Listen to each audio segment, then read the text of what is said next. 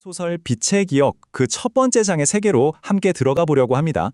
모든 소음이 잠드는 곳 히말라야의 고요한 설산에서 시작되는 한 청년의 놀라운 여정. 지금부터 저와 함께 따라가 보시죠. 이야기는 바로 이 문장으로 시작됩니다. 정말 강렬하죠. 소리마저 얼어붙는 히말라야 고원의 그 혹독하면서도 장엄한 풍경이 눈앞에 그려지는 것 같아요. 모든 것이 침묵 속에 잠긴 바로 이곳에서 한 영혼의 이야기가 조용히 깨어납니다. 이 깊은 정적의 한가운데 한 젊은이가 있습니다. 현지 승려들은 그를 이사라고 부르는데요. 그의 진짜 이름은 예슈아입니다. 네, 그는 아주 먼 곳, 유대 땅에서부터 왔습니다. 10대 시절에 실크로드를 건너 이곳에 온 지도 벌써 10년이 넘었죠. 그가 찾던 건 다른 게 아니었어요. 바로 자기 내면의 감옥, 나라는 한계에서 벗어나는 것.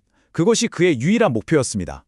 기나긴 시간 동안 이어진 깊은 명상 속에서 예슈아는 마침내 어떤 경계선을 넘어섭니다. 그러자 그가 알고 있던 그 단단하고 견고한 세상이 순식간에 뭐랄까 마치 모래성처럼 허물어지기 시작하는 거죠.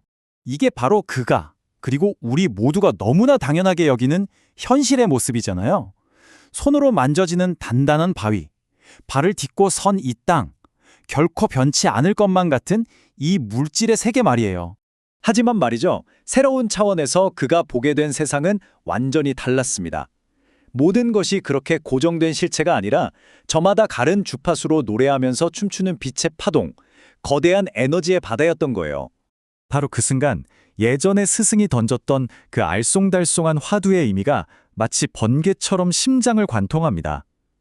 관찰하는 나라는 존재가 사라질 때 비로소 세상의 본질이 있는 그대로 드러난다는 것. 이건 현대 물리학의 질문과도 맞닿아 있죠.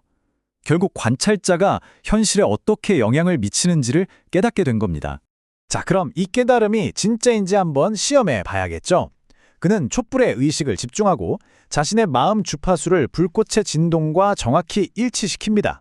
그러자 어떤 명령도 없었는데 흔들리던 불꽃이 마치 영화의 한 장면처럼 허공에 그대로 멈춰 서는 겁니다. 이건 기적이 아니었어요. 우주의 법칙을 이해한 결과였죠. 바로 그 거대한 깨달음의 순간이었습니다. 그의 머릿속에 아주 기이한 공명음이 울려 퍼지기 시작해요. 그리고 눈을 뜬 그의 앞에는 믿을 수 없는 불가능한 광경이 펼쳐져 있었습니다. 이게 그냥 평범한 별이 아니었어요. 마치 액체 수은처럼 은백색 빛을 뿜으면서 밤하늘 한가운데 딱 고정되어 있었죠. 20여 년 전 아주 먼 곳 베들레헴의 밤을 밝혔던 바로 그 별이었습니다. 그 별빛 속에서 어떤 형상들이 걸어 나옵니다. 근데 우리가 흔히 상상하는 그런 날개 달린 천사의 모습이 아니었어요.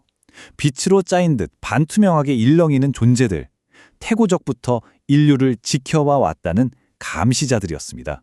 그들의 목소리는요, 귀로 들리지 않았습니다.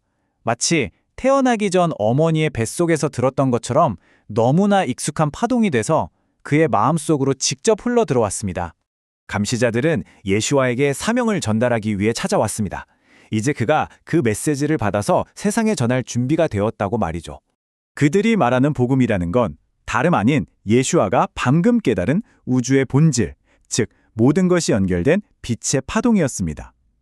하지만 예슈아는 덜컥 극경이 되어 엄격한 율법에 갇혀 사는 고향 사람들이 과연 이 거대한 우주적 진리를 이해할 수 있을까 하고요. 그래서 감시자들은 그에게 번역가가 되라고 말합니다. 그가 체험한 이 심오한 우주의 원리를 사람들이 이해할 수 있는 단순하고 강력한 개념으로 바꾸라는 거죠. 예를 들면 양재 얽힘의 진리는 사랑으로, 모든 것이 비어있기에 오히려 충만한 공의 개념은 가난한 마음으로 번역하라는 겁니다. 그리고 말로만 그치지 말고 직접 증명하라고 합니다. 질병이 가진 고유의 진동수를 바꿔서 사람을 치유하고 물의 표면 장력을 바꿔서 그 위를 걷는 것처럼요. 이건 마술쇼가 아니라 인간의 잠재력이 깨어났을 때 발휘되는 당연한 능력이라는 걸 똑똑히 보여주라는 것이었죠. 감시자들이 별빛 속으로 사라지고 난 뒤 예슈아에게는 새로운 확신과 앞으로 나아가야 할 명확한 길이 남았습니다. 다음 날 아침 그의 오랜 스승인 라마 겔릭이 마지막으로 아주 현실적인 경고를 던집니다. 그가 돌아가야 할 세상은 진리보다는 기적을 원하고 결국 그들의 욕망이 너를 위험에 빠뜨릴지도 모른다고 말이죠. 하지만 예슈아의 대답은 아주 단호합니다. 그는 더 이상 육체적인 죽음을 두려워하지 않아요. 몸은 그저 잠시 입는 옷일 뿐 영원한 본질은 따로 있다는 걸 이제 그는 알기 때문입니다. 새로운 눈으로 세상을 보게 된 예슈아. 그가 산을 내려가는 길에 발에 채이는 먼지조차 더 이상 하찮은 흙이 아니었어요. 햇빛에 반짝이는 다이아몬드처럼 우주를 구성하는 신성한 재료로 보였습니다. 그는 이제 서쪽으로 자신의 고향을 향한 긴 여정을 시작합니다. 그의 메시지는 아주 명확합니다. 천국은 죽음 이후에 도달하는 저 멀리 있는 곳이 아니라는 거죠. 바로 지금, 여기, 우리로 둘러싼 이 현실 속에 이미 존재하고 있다는 걸 보여주는 것.